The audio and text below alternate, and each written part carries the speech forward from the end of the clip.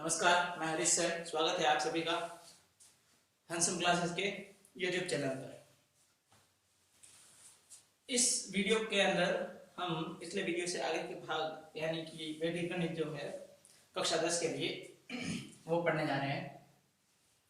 हमने पिछले वीडियो के अंदर एकाधिकैन पूर्वेण से गुणनफल और वर्ग करना सीखा है। यदि आपने वो वीडियो नहीं देखा है तो आप नीचे डिस्क्रिप्शन में लिंक दे रखा है, वहां जाकर के और वो वीडियो देख सकते हैं। दूसरा जो सूत्र है वो सूत्र है एक न्यूनन पूर्वेण।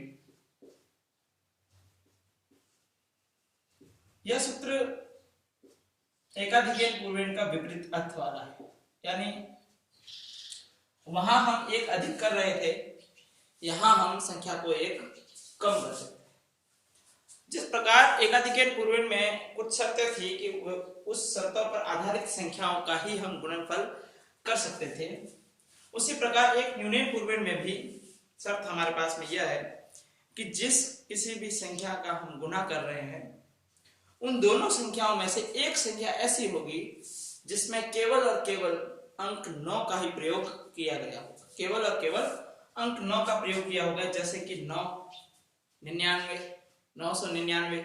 इस प्रकार की जो संख्या है जिसमें केवल और केवल अंक 9 का प्रयोग किया गया हो, एक संख्या ऐसी रहेगी और दूसरी संख्या कोई भी हो सकती है। यदि उनका गुणनफल हमें करना होता है तो हम एक न्यूनन पूर्वेण सूत्र का प्रयोग करते हैं वैदिक गणित में। बहुत ही आसान है। जिस प्रकार से देखिए कि अगर मुझे गुणा करना है 78 का 99 से, मुझे गुणा करना है 78 का 99 से गुणा करना है, तो देखिए एक संख्या है जिसमें केवल 9 का प्रयोग हुआ है, दूसरी कोई भी संख्या हो सकती है। एक न्यूनन पूर्वेण का अर्थ यह होता है कि एक अंक उस संख्या को एक कम कर दिया जाए पूर्व वाली यानी पहले वाली, और यहाँ पूर्व वाली संख्या जो 9 अंक वाली संख्या है उसके अलावा वाली यानी कि जो दूसरी संख्या है जिसमें अंक 9 नहीं है, सभी अंक 9 नहीं है। अंक 9 हो सकता है लेकिन सभी अंक 9 नहीं है, जैसे कि यहाँ सभी अंक 9 थे, उस प्रकार की जो संख्या है यानी कि 78 जो है, इस संख्या को हम एक कम कर देंगे और वापस उसी तरह जिस प्रकार एकाधिकैन पूर्वेण में 2 भाग थे गुणनफल के, यहाँ भी गुणनफल के 2 भाग रहेंगे, बायां और दायां। ठीक है, बाएं भाग के अंदर आप क्या करेंगे, एक 78 को एक न्यून यानी कि एक कम कर दिया जाएगा और यहाँ जो उत्तर हमें प्राप्त हो रहा है, 78 को जब हमने एक कम किया तो उत्तर हमें प्राप्त हो रहा है 77। वह 77 आप यहाँ जो अंक 9 वाले जो संख्या दे रखी है उसमें से उस उत्तर को घटा देंगे, यानी यहाँ जो उत्तर हमें प्राप्त हो रहा है 78 में से एक कम करने पर 77 आ रहा है, वो 77 आप 99 में से कम कर देंगे और इन दोनों भागों को एक साथ करके हम जब लिखेंगे तो हमें हमारा उत्तर प्राप्त हो जाएगा। यानी यहाँ से आ रहा है 77 और जब 99 में से ये घट गए तो यहाँ 22 बच गए, यानी 7722 जो है वो 78 गुणा 99 का गुणनफल हो गया। इसी प्रकार से यदि संख्या आपको इस प्रकार दे रखी होती, 524 गुना 999, तो हम क्या करते, 2 भाग होते, एक न्यूनन पूर्वेण सूत्र से यहाँ एक माइनस कर दिया जाता और 999 में से वह संख्या माइनस हो जाती है जो हमें बाएं भाग यानी कि लेफ्ट भाग के अंदर, लेफ्ट पार्ट के अंदर हमें जो मिल रहा है उसी को हम माइनस कर देते हैं, यानी कि 523। ठीक है, और जब ये माइनस होंगे देखिए 6 7 4 और यहां से हमें मिलेगा 523।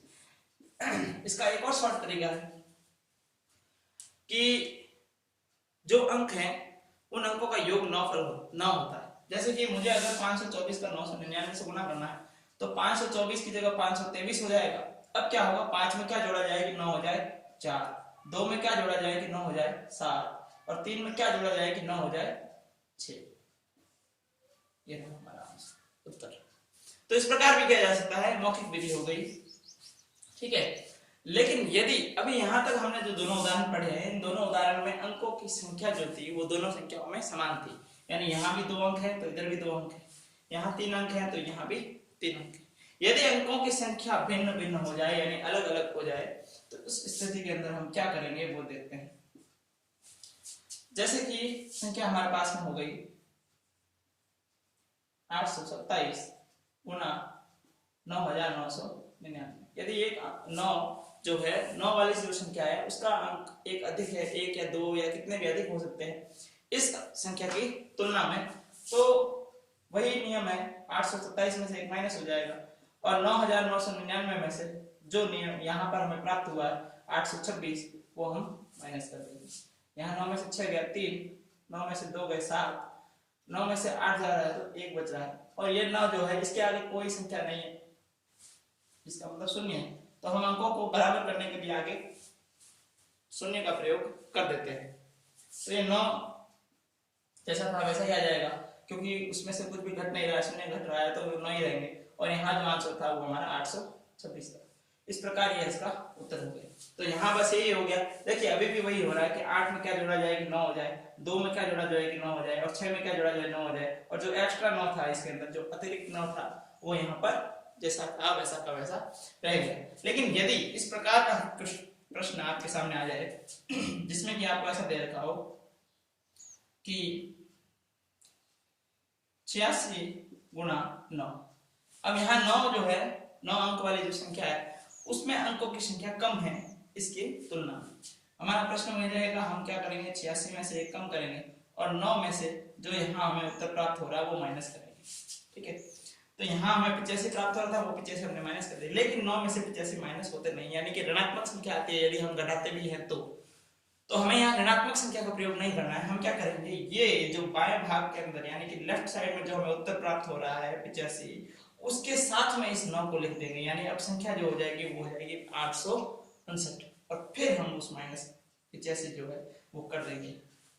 क्या किया गया, यहाँ जो बायां भाग था उस बाएं भाग के साथ में इस 9 को रख दिया गया, और ये जो 3 अंकों की संख्या बनी है, क्योंकि इस 1 अंक की संख्या में से ये 2 अंक की संख्या घट नहीं रही थी, इसलिए हमने इसे इस भाग को और इस भाग को दोनों को मिला करके एक ऐसी संख्या का निर्माण किया जिसमें से यह घटाया जा सकता है। और अब हम जब इसमें से घटाएंगे तो 9 में से 5 गया 4, यहाँ पर 5 है, 5 में से 8 घटते नहीं है, तो हम वैदिक विधि से यदि करेंगे तो 8 का जो परम मित्र अंक है 2 वो इसमें जुड़ जाएगा यानी कि 7, और इससे आगे एक न्यून लग जाएगा यानी कि फिर से एक बार 7। या हम जो आप हमेशा से प्रयोग करते हैं उस तरीके से करें तो 15 में से जब 8 जाएंगे तो 7 बचेगा, और यहाँ पर 7 रहेगा, यानी आपका उत्तर जो हो गया वो हो गया 774। इस प्रकार से हम एक यूनियन पूर्वेन से गुणनफल कर सकते हैं, लेकिन हमारे पास में शर्त यह है कि जो भी 2 संख्याएं आपको दे रखी हो उनमें से एक संख्या ऐसी होगी जिसमें केवल और केवल अंक 9 का प्रयोग किया गया होगा। अब यदि मैं इसी संख्या को वर्ग, इस नियम को वर्ग के लिए यानी किसी संख्या का वर्ग ज्ञात करने के लिए प्रयोग करता हूं, तो हमारे पास में नियम यह था कि एक संख्या ऐसी होनी चाहिए जिसमें 9 अंक प्रयोग होना चाहिए, यह आवश्यक था, यह अनिवार्य था।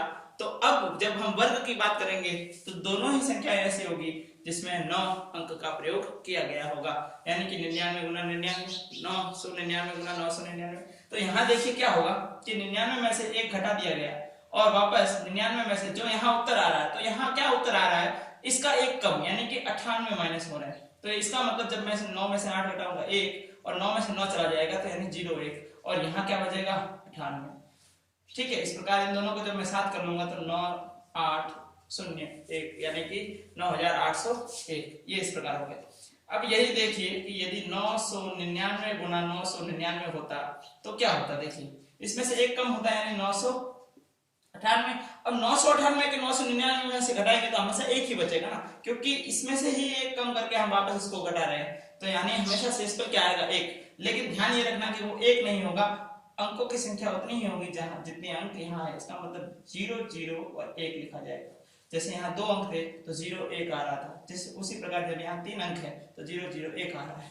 तो कंपटीशन लेवल के जो विद्यार्थी हैं उनके लिए यदि हमें 9 अंक से बनी संख्याओं का गुणनफल पूछ लेता है, या गुणनफल आपको दे रखा हो, गुणनफल आपको दे रखा हो और आपको यहाँ का अंक गायब कर देता है, या पिछले प्रश्न जो हमने किया वर्ग न होकर गुणनफल था, तो हम ज्ञात कर सकते हैं कि कौन सा अंक उस संख्या में आएगा। इस प्रकार के प्रश्न एसएससी लेवल में पूछे जाते हैं। अब देखिए जब यदि आप 10वीं बोर्ड के अंदर हैं तो आपको इस विधि से करना है। इस विधि से मतलब इतना पूरा लिखने की जरूरत नहीं, आप यहाँ पर 0 1 और ये मतलब इस पद के बाद में आप डायरेक्ट ए वाला स्टेप यानी पद लिख सकते हैं। ठीक है, या इसको आप डायरेक्ट इस तरह से भी कर सकते हैं।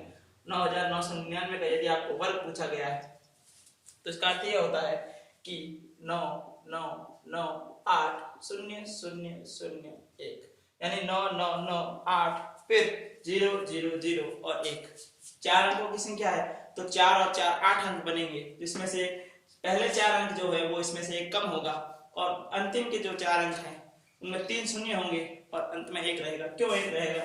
क्योंकि हम उस संख्या में से उसका पूर्वोत्तर संख्या घटाई जा रही है, यानी कि जो उससे पहले की संख्या है वह संख्या को घटाया जा रहा है। तो इस प्रकार से हम एक यूनियन पूर्वेण सूत्र की सहायता से अंक 9 से बनी कितनी भी बड़ी संख्या हो, आप उसका वर्ग 1 सेकंड से भी कम समय के अंदर ज्ञात कर सकते हैं, और वो भी मौखिक, बिना किसी पेन की। आपको जरूरत नहीं, क्योंकि आपके पास में यहाँ 3 और 3 6 और 1 7 9 है, तो आप क्या कहोगे 9 9 9 9 9 9 फिर 8 और फिर हम क्या करेंगे 6 जीरो लगाएंगे और एक अंत में 1 आ जाएगा।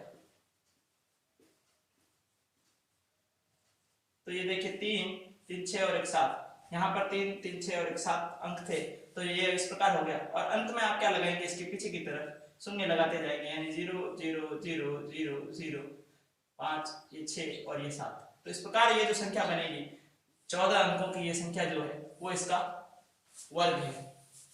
तो इस प्रकार से आप अंक 9 से बनी हुई किसी भी संख्या का वर्ग ज्ञात कर सकते हैं। सूत्र का नाम है एक यूनियन पूर्वेण।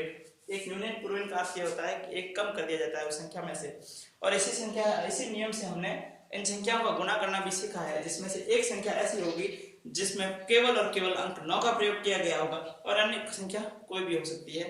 अंकों में संख्या के अंकों में फर्क भी हो सकता है, वो भी मैं आपको बता चुका हूं। अगले भाग के अंदर हम सूत्र निखिलम के द्वारा गुणनफल और वर्ग, उससे अगले भाग के अंदर हम सूत्र निखिलम के द्वारा 3 संख्याओं का गुणनफल और घन निकालना सीखेंगे, जो कक्षा 10 के बोर्ड के अंदर इस बार पूछा जा सकता है। धन्यवाद, बने रहिए हमारे साथ। जय हिंद।